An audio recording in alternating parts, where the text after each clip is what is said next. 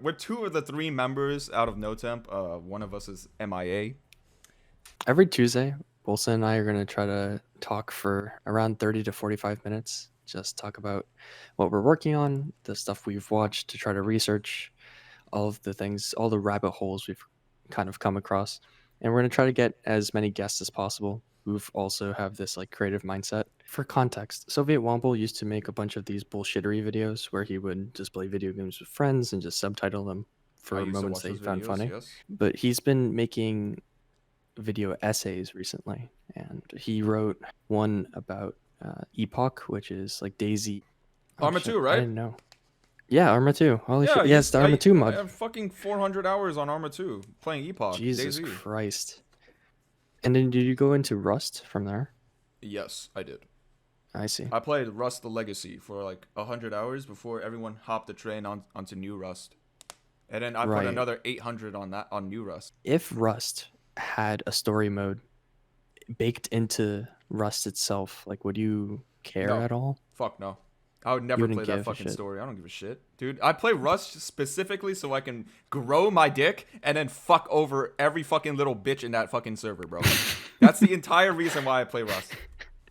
If they do add story, they are completely missing the point as what Rust players want. Yes, exactly. So that's actually the video I just watched. It's a 3-hour video about the forest. So the forest has a story mode baked into the main game. But apparently it's so disconnected from the survival aspect of the game itself. It's just not good. I think it's more like I want to get the fuck out of this island where a bunch of fucking cannibals are trying to eat me. See, you would think that, right? In a lot of the game, you get radios, you get like laptops, phones, but you don't there's no option to actually use them. The story is they find artifacts of some kind on the island and try to utilize them to make money. But the Well, I mean, cannibals have didn't nothing they- to do with the story. The effigies that they make have nothing to do with the story. The Oh, dead wait, am I people around the fucking- island have nothing to do with the story. Am I fucking retarded then? No, what you just did is headcanon, which is totally fine. Like a lot of the people that played the game did a lot of headcanon to try to get to like what the story is now. Well, I never finished the game, so I think that's like one of the things too, right? It's like survival games, they're really fun in the beginning. You're like, oh fuck, I'm stressed. I need to keep making stuff. I need to make sure I survive. Like I played Subnautica for maybe 8 hours. And I was like, oh my god, this is the best game ever. And then I was like, oh shit, I gotta go do something. I did something for 5, maybe 10 minutes, and I never opened the game ever again. I didn't really care about the survival aspect of it. I think that's why all of these games that have the story tacked on are just so cheap. Like Subnautica is great as a survival horror, but the story is like not really, like it doesn't really have to do with the survival aspect. you get bored of them after like 8 hours, right? But Yeah. like, you gotta think how fucking goated like Minecraft must be. Dude, Fucking yeah, Minecraft, completely. Dude. You can just play on and on and on. I've played so many different worlds of Minecraft, sink so, like thousands of hours into Minecraft. I'll still get bored, but like, dude, like I always find my way to like come back into the game. See, I was thinking about that too when I was watching a video. There is kind of a story. Like there's an end game, and then there's a whole big roll of text credits that roll. Yeah. Yeah, that's actually just a conversation with you and the dragon. And Wait, really? yeah, no one reads it. It's story. It's lore. Wait, I had no fucking clue. Yeah, dude, it's That's it's fucking like, wait, what? see, that's the thing too. crazy. No one gives a shit about the story in survival games, bro. This proves it. Like you just raved about Minecraft, but you've never read that. Like the lore is just like plus content. When you mishmash these two ideas together, sometimes it works well, and other times like this, it doesn't work because they're polar opposites. Like a story-driven game and a survival horror are so different from each other. You're talking about like Silent Hill, you know what I mean? That's survival horror. Right. If you ever played the fucking original Silent Hill 2, you've got to admit that's a top 3 fucking game of all time. Easily. I find it hard for them to not realize the success of the original Silent Hill 2 and to not follow the story in the remake. That's just hard for me to believe. All the remakes that's come off, Dead Space, Resident Evil 4, all the Resident Evils pretty much, all the remakes, except for 3, because 3 sucks. All of them followed the original to a T. They just add better mechanics and quality of life improvements. That's exactly what I was going to mention, which is the game mechanics, dynamics, and aesthetics will change. The atmosphere in Silent Hill 2 is like everything. And If they keep it that way, dude, it's gonna be a fantastic fucking game. The storytelling in Silent Hill 2 is some of the best in fucking video games ever. It's absolutely gorgeous. So like they just keep that and just keep the atmosphere. It's gonna be one of the best remakes in a sea of remakes that are phenomenal. That's very true. It's actually really cool you mentioned the atmosphere, because the reason why there's so much fog and the atmosphere is so creepy is because of the limitations of the hardware they were using. Yep. And now since they have no limitations, it's like, what are they gonna do now to try to one up themselves? Deadass. Yeah. I actually really want to see volumetric fog in Silent Hill 2. I can't wait Because then to you can break have my fucking computer. yeah, Like, honestly. I want your computer to just like burn. I'm gonna be streaming fucking Silent Hill 2 and if a fire breaks out, I'm like, oh fuck, oh fuck. Honestly, volumetric fog is such a cool idea. I've tried to use it in Unity, and it's interesting, to say the least. But you Bro. can have mobs slash at it, and it'll move. Volumetric fog, dude. Holy, I use that in Minecraft. Looks so fucking good. Oh yeah, I'm talking about like Sonic Ethers. Have you ever heard of it? I haven't. But if you blow something up, for example, like, does the fog also dissipate? I have no clue. I haven't fucking made a Ooh. creeper blow up in like a million years. Okay, but now I'm curious. Anyways, what have you been working on for the past week? Because we didn't talk Fucking last nothing. week. Really? Yeah, after I made that Oshinoko video. You put up the Oshinoko video, yeah. That was this week. Yeah, I guess. I mean, when it comes to When my you scripts, right? Yeah. Like, because I know you scripted the whole video and then changed the script like at least a couple times. so I had Ty look through my script and my recordings. He was like, I feel like when you talk or like when you're recording, it's pretty apparent that you're reading off a script. He was like, when you start the sentence off, boost your volume because then you grab the viewer's attention. When you were first writing the script, right? Like, how did you know when to end writing the script? Yeah, you just have to realize like what your target audience is and what your what the purpose of the video is supposed to be. You'll come to figure out just like by experience and like by feel when is the perfect time to end your video. You had this a great story that you wanted to tell, which was like, hey, this anime is good. I've read the manga. Don't read the manga. Just enjoy what you have now. And I really like that message. I tried to write my Oshinoko video, and I just fell into cynicism. And I was like, this is bad. This is awful. The way they did this is pretty good, but I think this is the way it should have been done. And then I had so much headcanon, which was like, it's all a meta narrative, and it's all just making fun of itself. But I don't think any of that is true. It's more that I've fell into this abyss. And I couldn't get out of it. You've mentioned it before. Your old videos do that, where you kind of... Yes. So I realized in my old videos, I would have a very strong opinion. And I realized that, damn, this makes me seem like kind of an asshole. Why, like, spend so much time defending an a state or like a stance that is purely subjective when you could always just share your opinion and then not give a fuck about what anybody else thinks, because at the end of the day it's your opinion. Do you need to like confirm it for you, right? That is such a good point. I feel that all the time when making games, because So, it's like I'm making this for myself, but also I'm making it Exactly. for an audience. And when you make stuff for an audience, you need to keep them in mind when making it. You really want to stay true to yourself, because if you can't be yourself, then what the fuck is the whole point of making it? And I think people need to understand that. You have people just out here just arguing over and over and over again about, oh, this fucking anime is trash. Oh, this anime is good. It's like, and I know because I used to be one of those people. It's What just the a bunch of fuck is people the running in point? circles. I don't even know you, right? Like if I was like if it was a friend, then sure, I'd have this back and forth with them because, you know, fuck it, dude, it's fun. I like shitting on people's fucking opinions that I know. Also, when you're trying to change someone's sense of value, when their sense of value is right. skewed from yours, it's basically impossible to change. Exactly. Because Unless you everyone know them has- personally. Yeah. We were actually talking about this yesterday, Angelo, Gabe, and I. Yeah, Gabe, DragonHorseBird, friend of the channel. Yep. He's Yo, currently congrats has on a 1 million, by the project. way. Congrats on 1 million views, man. Yeah. He recently got his final project, which was, this is a video clip of a person. Make something out of it. And he's stressing the fuck out of just trying to make something because it's a blank canvas and because he has to tell a story from nothing and try to convince a bunch of people that he's right.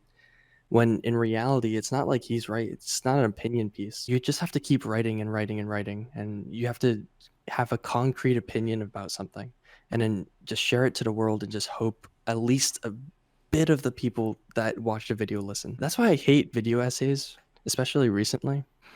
They're all just like, welcome to my channel where I'll talk about stuff that sounds right, but is really just my opinion. It's like an opinion piece on the New York Times that has been in a video format. Damn. And then it's called a video essay. That's why analysis is super important in video Right. essays, because I mean, you're totally right. You always want to yeah. be like objective when you're analyzing the subject that you're analyzing. To the point where video essays are just tainted with all of this. I don't know if it's narcissism, but Definitely narcissism. it's definitely a fog of narcissism. I'm glad I fucking stepped out of that zone, because I used to be one of those fucking people. I mean, I do like your updated 5 centimeters apart. Yeah. Because you don't have that like, sense of superiority. I think I've mentioned this. The last like 3 minutes or so, I rewatched that bit so many times because you were like very vulnerable, and I was like, wow, this is like who he is. What did I want people to feel making this video, right? Who do I want to be watching this, right? And when I had those two jotted down, I was able to just like, nicely flow my arguments and my viewpoints into it. That is actually really interesting because there's rules of artistic criticism or intent. Is who is it for? What did the artist intend for? And how effectively does the artwork convey its intended message? And I think you did really like well on all 3 points in the new video.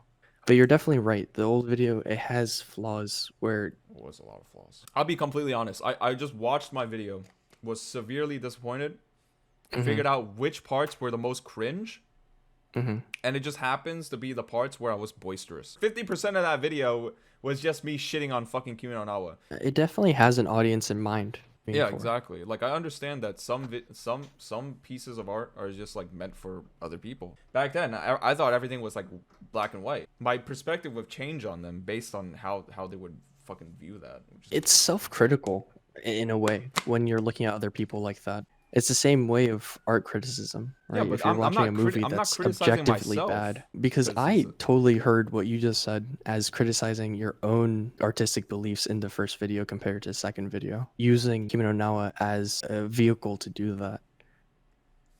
What have you been up to? Oh, what have I been up to?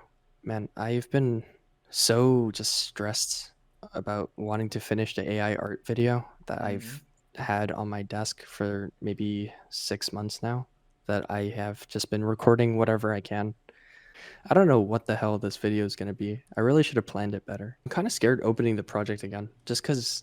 Dude, you need to focus on one thing and like just fucking follow that shit through, man. I know it's a problem for you and you're like trying to do it, but dude, if you set your mind on something, you have to follow through with it. That's true. Like I hyper focus and then I fail to follow through. So dude, fucking finish the AI art video, man. Problem is, like, I can record all of this stuff, I can try to edit it together, but it's like, what's the story I'm trying to tell? That's a big problem that a lot of people that are like making these sorts of videos, like they struggle on, right? Is that what is my intended message for people to like get out of this video? If you don't have that to a T, what the fuck are people supposed to feel when they watch your video? And that's kind of what I was trying to focus on as much as possible. I was parodying these videos that try to make money with AI art. In the video, I have to talk about how I'm going to market to children, and I wear a cow suit just to make it more ridiculous and get the satire across. But then what? Like, how do I conclude on my message that this is dumb and shouldn't be done because it ruins people's perception of artistic intent, and conclude it? And I think that's really good that you're asking yourself these questions, because in the end, right, those questions are gonna lead to like a finished product. I hope so. Well, I mean, dude, come on, man. You've been working on this for fucking 6 months. You gotta have something in the fucking bag, dude. I can't fucking believe this shit, bro. Oh my god, dude! If I was working on something for 6 months, it's gotta be like like a whole entire anime, bro. I swear to God. So far, the video is not bad. The first 30 seconds I explain my intent. It's the, hey, can I use AI art to make money? Which is like the guru fucking, oh, I'm a tech bro making this video, right? And can I add a story on top of it that tells my own like narrative? But I don't know how to pivot I didn't really know what your purpose or like intent was. my fake intent. And the whole video is actually a criticism of people making money from AI art. But everyone was like, but Sano, what's the video about? I was like, but it's in the first 30 seconds. No one paid attention. I like the aesthetic of the video. Again, I don't know what the fucking purpose of the video is. Like, I also fucking miss that. I feel like when you put it at the start like that, it's too like abrupt. If you make it like obvious enough in the title and thumbnail, then yeah, that could work. I think other than that, it's looking okay. It's good. It's good. I like it. This whole entire thing that I've edited is only 1 minute and 40 seconds. That's it. I've been working on that by making the website. Oh, so you're making a website and it's connected to like AI art? Yeah, it's really hard to explain, which is kind of why the video is like taking so long. That is a crazy ass fucking premise, dude. That is a big ass fucking project you're working on, dude. Making videos is a passion, right? It's not a job. But the moment you start making it a job, it feels different. The moment you stop working for yourself and you start working for content, you start working for the audience, it ruins it for you. And I want to explore that as well, which is, it's a lot. I just want to get it done, to be honest. That feels like a lot, dude. What matters is that I'm getting this intent across. I just want the quality to be good. And video quality is, it boils down to effort. I think the video is very niche. I think it's niche in a good way, because there's definitely a lot of people looking for this kind of content. It's kind of like the Michael Reeves-ish video. I mean, depending on how you carry yourself through the video, like even though it's niche, you can still make it interesting for like the mass majority. And I think I'm going to execute it wrong. Like, I feel like my intent isn't... And that's when you're going to fail, because once you think that way, you're fucking done for. The thing is, sometimes I want to fail just so I can see my mistakes and then... Okay, but don't... All right, if you want to fail, don't fucking go into a project finishing it thinking that you're going to fail. If it's going to be a fail, make it a hindsight failure. Afterwards, when you're done with the project, if it fails, then fuck it, dude. That's a failure. But at least you know that you like tried. Of course I'm trying. Yeah, I want this video to be a success. But just don't fucking like go into the project thinking that you're already going to fail. Of course. Right now, what I'm feeling is, how much of me do I put up on screen without people clicking away? Keep your attention on me. Like, I'm the most important person on earth. Well, I mean, I was fixated on you for 1.5 minutes with that cow ass, so. Well, I'm glad you're fixated on it, but fuck, dude, I need to somehow add all of the stuff I've recorded into this and make it seem like that was the intent of the video the whole time. Which kind of reverts back to our original conversation, which was if survival games can have this story. I've just been working on that, so that's kind of what I've been stressing about. That sounds like a fucking tall task, I'm not gonna lie. I mean, but fucking good luck, dude. I know you can do it. We'll update the audience in the next week, see what I get done by then. No, hopefully it's more cheery. I mean, that's the whole entire point. We're trying to be accountable for ourselves by meeting every week, just saying like what we've done. I'm down. I mean, I've been doing a lot of fishing. I mean, oh yeah, how's your fishing going? Yeah, in spring, the bass, they come to shore or like shallow water to spawn. There's 3 stages of spawning. So there's pre-spawn, there's spawn, and then there's post-spawn. So pre-spawn, they come to shallow water when like the water is hot, like warm enough, and they like fucking feed. They're eating, bro. These guys are eating because for like birth, right? When they spawn, they need a lot of energy. So you can get like fat fish. That's nice. Yeah.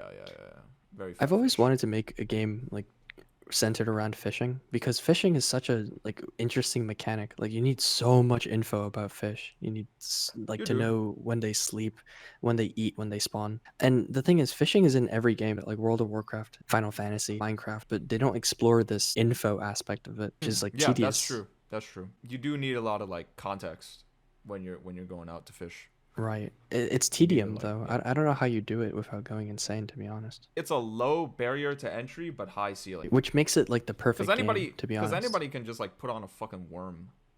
It's like the perfect shooter game. It's very easy to get into, but to master it, it's very difficult. Fucking CS.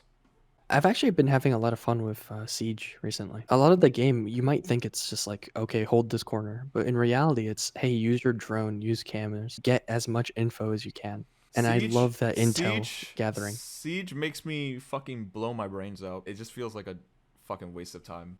I don't have fucking fun when I play video games. What is wrong with you? Crush skulls, motherfucker. I hate that mentality, I'm gonna be honest. That's why I like the non-game games. That's why cozy games are getting so popular now. It's unfortunate, man. I grew up playing fucking competitive shooters. That's how I am.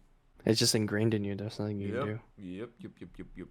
I'm honestly so worried about that, because if you look at these iPad kids on these competitive games, my nephew plays PUBG Mobile. He's cursing people out in fucking Chinese. So. He's just like me, for real. But like that, though, I'm a competitive person. I like winning. I'm not having fun if I don't win. I'm not gonna flame anybody. Like if I can't win, I'm not gonna be out here fucking talking shit. Like, why the fuck would I do that?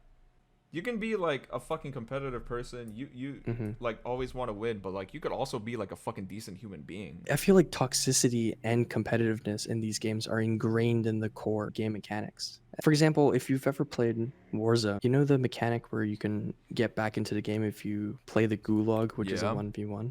It's a game where you keep winning to keep winning. It's aiming to be the perfect competitive game. I guess, but like how hard does Battle Royale Esports flop? Honestly, battle royales are so fucking dog shit. But at the same time, I think the reason why it's so dog is because it's so random. It's the randomness aspect, because not every human is playing rationally. Instead of having one big island like all of these battle royales, if you had a bunch of tiny islands, bro, I just realized I'm describing Skywars. I'm literally describing Skywars. Skywars is the best competitive game. Yeah, I think Minecraft is just the fucking goat of all time. Yo, if we can have sponsors and Bedwars, holy dude, I will grind to be the best fucking Bedwars player of all time. Fucking move out the way, Abby. I'll beat your fucking ass. I used to play on Shotbow. I would play a game mode called Annihilation. 4 teams, you would invade each other to like break their nexus. Like, there's like a diamond pit in the middle where you would all fight each other. I remember playing games like that. It used to be so fun. I used to play like the engineering class. It was so fucking fun. I feel the same way about Hypixel walls.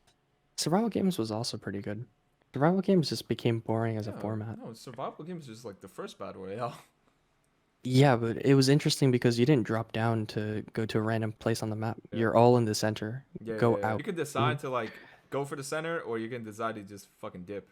Because it's not like everyone is like around the map and it's random. It's like everyone's isolated here. Be careful in this general area, which I think solves the problem of the competitive scene. All right. Well, on that note, on the fucking Minecraft rambling, I think it's time to close it off. Thank you for listening. We kind of just been rambling, but I hope you find some of the stuff we said entertaining. Next Tuesday, we'll have another one. Talk about fucking Sano's project. Talk about what I've been doing. Well, till next time, guys.